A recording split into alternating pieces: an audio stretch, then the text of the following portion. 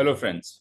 Today we are going to talk about another very important topic, which is part and parcel of surgical training as well as surgical practice. Today we'll try to learn some tips about how to examine a patient abdomen.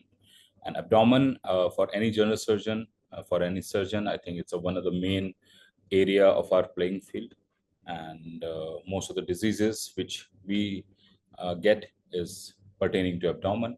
And in a way, if loosely patient says any that I have some abdomen complaint, I think they will generally be referred to a surgeon rather than any other specialty. So you can consider this as the most important part, uh, anatomical part where surgeons deal with. So let's learn how to do a good abdomen examination. So first of all, I think the most important thing is that the patient and you should be comfortable in performing that examination. For that, there should be a proper room which is maybe is painted in neutral colors. It's not does not instill any fear or anxiety in patient.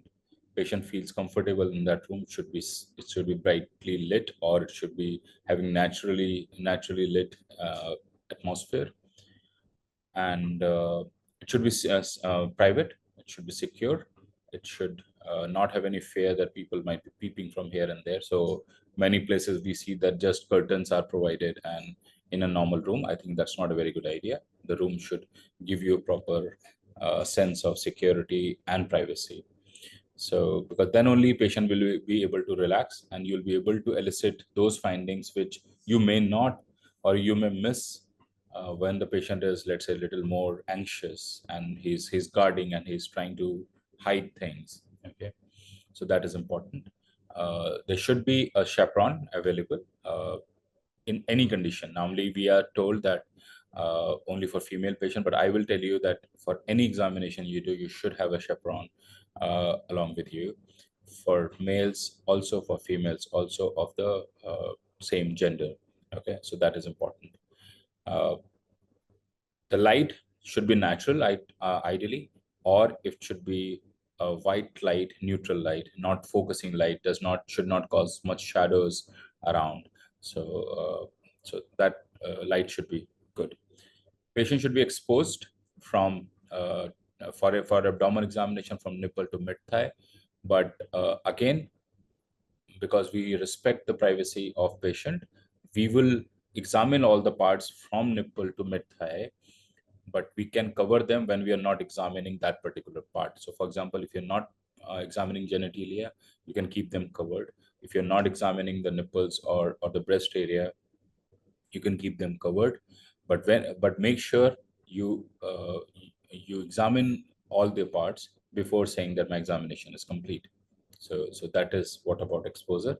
Typically, we like to keep a pillow under the head of the patient as well as under the thighs of the patient. So what this does is it creates the abdomen muscles come in a relaxed position because the hip is also slightly flexed as well as the neck is slightly flexed.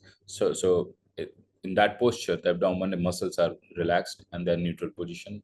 And your examination wise, you can do a deep palpation very easily without causing much pain to the patient.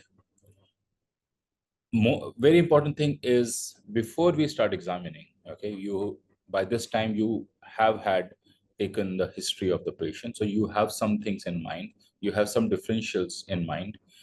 So the questions which you want to answer by examination should be ready.